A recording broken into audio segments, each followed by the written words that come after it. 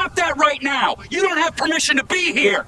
I was asked to cut the grass. I didn't violate any rules. I was just helping a man mow the lawn of the house he grew up in, the same house his parents had left behind when they passed, and the same house that had somehow turned into a battleground between siblings who both believed money gave them the right to decide everything. The city had sent a notice: cut the grass or pay the fine. Simple words on a piece of paper, taped crooked to the front door like a quiet threat. No emotion, no context, just a deadline and a dollar amount.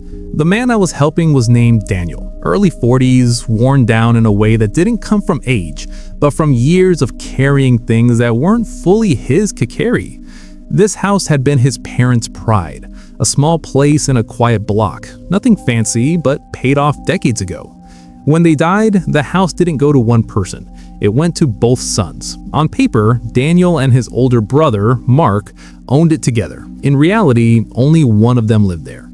Daniel moved back in after their father passed, not because he wanted the house, but because someone had to keep it from falling apart. Someone had to make sure the pipes didn't freeze, the roof didn't leak, the city didn't start stacking violations on a house that already held too much grief. The city didn't care about any of that, so Daniel called me.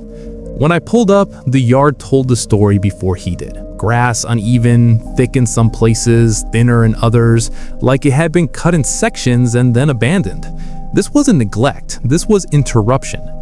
Daniel stood on the porch, arms crossed, eyes tired, watching the street more than the lawn. "My brother knows about the notice," he said. "He just doesn't think it's his problem." I asked him why. He let out a short breath. "Because he pays the taxes, so he thinks that means he decides everything." I unloaded the mower. The engine coughed, then settled into a steady growl. As soon as I started cutting, Daniel relaxed just a little, like the sound itself meant progress. That didn't last long. Mark showed up halfway through the first pass. He didn't park in the driveway. He parked on the street, right where he could see everything. Expensive car, clean clothes, sunglasses on even though the sun wasn't that bright. He didn't greet his brother. He walked straight toward me. "Who are you?" he asked. I shut the mower off. "I'm helping cut the lawn," I said. Mark laughed, sharp and quick. "No, you're not." Daniel stepped off the porch. "Mark, stop. The city sent a notice. I told you." Mark turned toward him.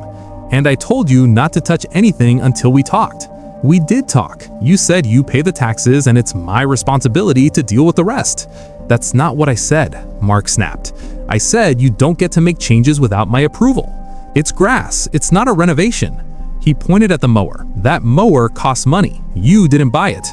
Daniel's jaw tightened. "I bought the last one, remember? The one that broke? That was years ago, and it came out of joint funds." "No, it didn't. It came out of my pocket." Mark shook his head like that didn't matter. "I pay the taxes. That's thousands every year.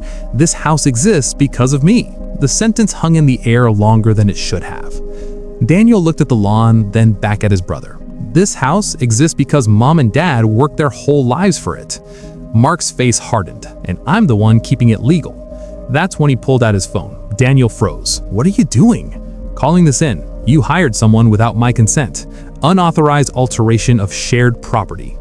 I thought he was bluffing. He wasn't. While the mower sat idle, grass half cut, Mark spoke calmly into the phone, using phrases that sounded practiced. "Yes, co-owner. No, I did not approve the work. Yes, there's a dispute." Daniel rubbed his face with both hands. "You'd rather call this in than just let me cut the grass?" "I'd rather protect my investment," Mark said. Daniel laughed, but there was no humor in it. "Investment. You don't even live here. That doesn't matter. Money doesn't care where you sleep." When the police arrived, it wasn't loud. No sirens, just two cars easing into the street like they already knew this was going to be uncomfortable. Mark walked toward them immediately. Daniel stayed where he was. I stood by the mower, suddenly aware that I was standing in the middle of a family war I didn't start. Mark spoke first. He always did. "I'm a co-owner," he said. "I pay the property taxes. My brother hired someone to perform work without my consent." The officer nodded. "And you live here?" "No," Mark said, "but I finance it." The officer turned to Daniel. "Sir?" Daniel straightened up. "I live here. I maintain the house. The city sent a violation for the lawn. I'm just fixing it." "Do you have written permission from the co-owner?" the officer asked. Daniel hesitated. No, but I told him. Mark crossed his arms. Telling isn't permission. Daniel's voice rose. You don't get to control everything just because you write one check a year. The officer held up a hand. Let's keep this calm. Daniel nodded, breathing hard. I'm calm. I'm just tired of being treated like a tenant in my own parents' house. Mark scoffed. You act like one. That's when Daniel snapped.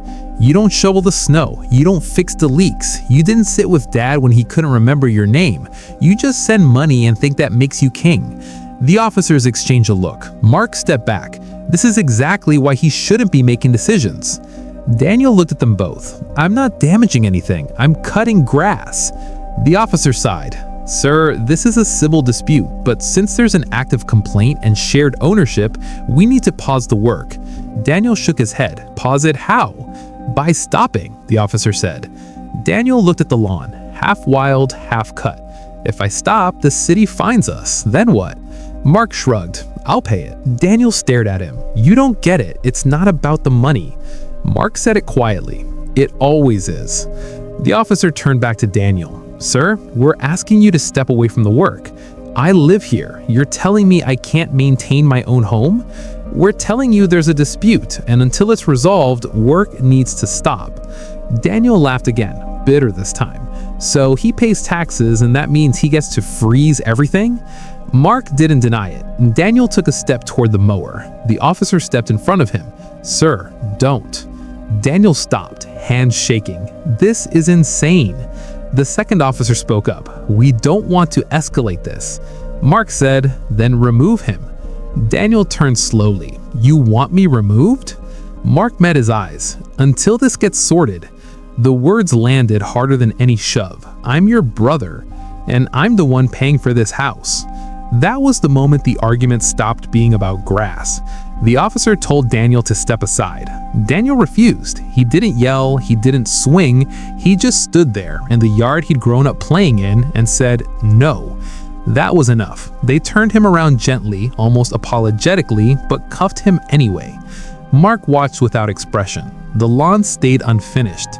As Daniel was led to the car, he looked back once, not at his brother, but at the house, at the porch, at the grass. I paid for it too, he said quietly, just not with money. The door closed. The cars drove away. Mark stood there for a moment, then turned to me. You can go. I didn't argue. The mower never finished the job. If you want me to go and free Daniel and finish what was started, subscribe to the channel and write subscribe in the comments so I know you're with me. Because this wasn't about a lawn. It was about whether money gives someone the right to erase everyone else.